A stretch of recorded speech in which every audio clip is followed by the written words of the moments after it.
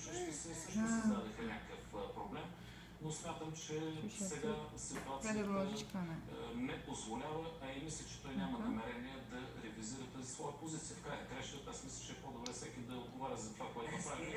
Аз ви казвам моето предположение. Вашето предположение. Добре. Вие кога разбрахте, цитирам ви за това, че ДПС е символ на корпоративния политически модел?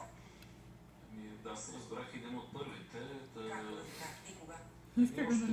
Скоро време след изборите, когато беше направено това скандално предложение за избор на председател на ДАНС. Знаете, че аз не подкрепих този избор. Опитах се дори по някакъв начин да защитя позицията на парламентарната група, въпреки тази моя различна позиция. Ако се върнем към финала на парламента, не говорите си много такова такива двата часа.